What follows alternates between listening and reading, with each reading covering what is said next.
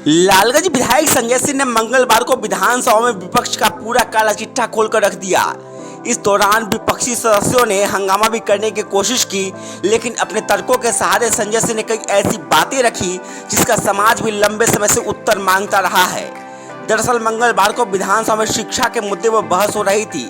भाजपा की ओर से लालगंज के तेजतर्रार विधायक संजय सिंह बोल रहे थे। संजय सिंह ने 2005 के पहले की बिहार की शिक्षा व्यवस्था की आज से तुलना करते हुए कहा कि आज भी बिहार उस दौर को नहीं भूल पाया है जब स्कूल में कमरे नहीं थी, पेड़ के नीचे शिक्षक बच्चों को पढ़ाते थे, मिड डे मील के लिए स्कूलों को अनाज नहीं मिलता था।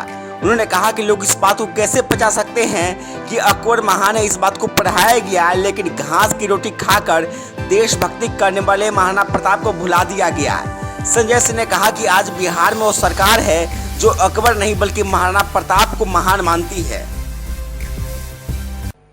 मैं धन्यवाद देता हूं अपनी उस जनता का, अपने उन लोगों का जिन्होंने प्रचंड बहुमत से लालगंज की ऐतिहासिक धरती से मुझे इस बिहार की विधानसभा में अपनी आवाज बुलंद करने के लिए भेजा है।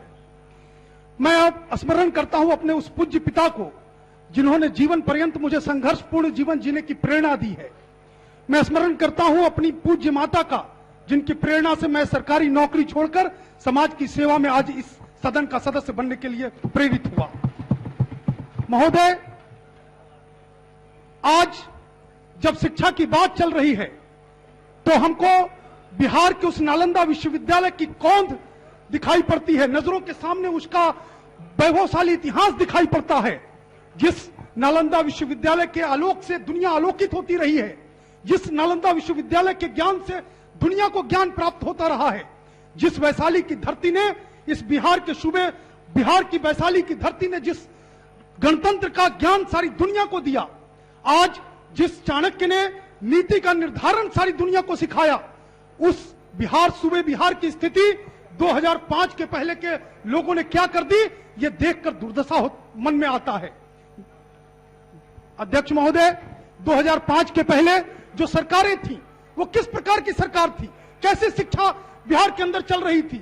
हमने अपनी आंखों के सामने अपने शिक्षकों को किराने के दुकानदारों के सामने गिड़गिड़ाते हुए देखा है कि मुझे इस बार राशन का सामान दे दीजिए, मैं जैसे वेतन मिलेगा वैसे वेतन दूंगा। ये गिड़गिड़ाते हुए हमने अपने शिक्षकों को देखा है। हमने ऐसे महाविद्यालय, हमने ऐसे विद्यालय देखे हैं, ऐसे जर्जर विद्यालय देखे हैं। प्लीज बैठ जाइए मित्रों, बोल रहे हैं। अध्यक्ष महोदय, मैंने वो विद्यालय देखे हैं जिनके ऊपर छप्पर नहीं है, विद्यार्थियों को नीम के गाछ के नीचे चटाई पर बैठकर शिक्षा प्राप्त करते हुए मैंने देखा है। मैंने उस दृश्य को देखा है कि बिहार के विद्यालयों पर छप्पर नहीं है, छप्पर में फेरने के लिए, खप्पर के लिए पैसा बिहार की सरकार नहीं देती थी। ऐसी दुर्दशा से निकाल करके हमारे नेतृत्वकर्ता आदरणीय नीतीश कुमार जी ने ऊंची सड़कें बनाई, चकचकम चमचमाती हुई सड़कें अगर बिहार को दी तो चमचमाती हुई बिल्डिंग और विद्यालय भी बिहार को दिया है। ऐसी सरकार हमारी है। हम इस सरकार को धन्यवाद देते हैं जिसने इस शिक्षा की व्यवस्था को सुदृढ़ किया है। अभी हमारे अवध बिहारी बाबू अभी चर्चा कर रहे थे कोठारी कमीशन की। कोठारी कमीशन में क्या हुआ था? कोठारी कमीशन की ईमानदारी पूर्वक अगर कही जाए तो आप सीने पर हाथ रख करके देखिए कि कोठारी कमीशन को लागू करने से आपको किसने रोका था? आपकी सरकार थी, कांग्रेस के लोगों की सरकार थी जो आपके साथ आज बैठे हैं। कोठारी कमीशन को लागू करने से किसने रोका था? किसने कहा?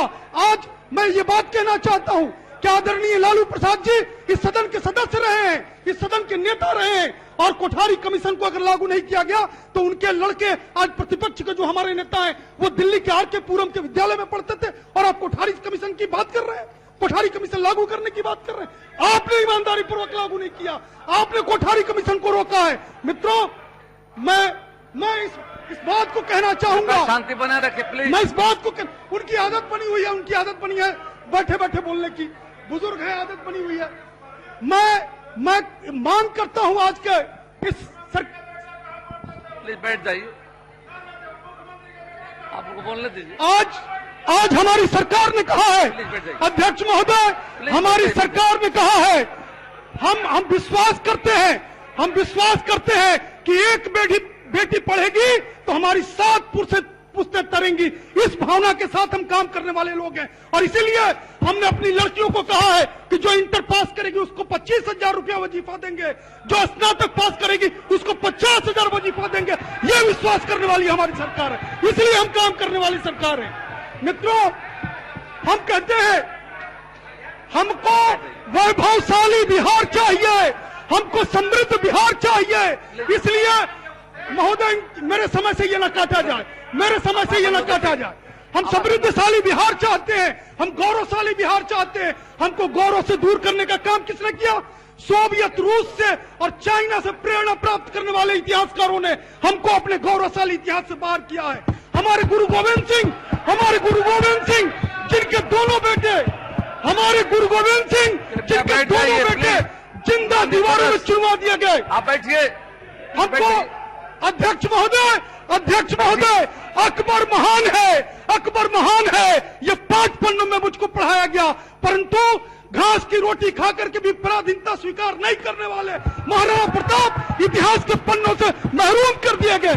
ऐसा इतिहास इन कम्युनिस्टों ने हमको पढ़ाया है। हम चाहते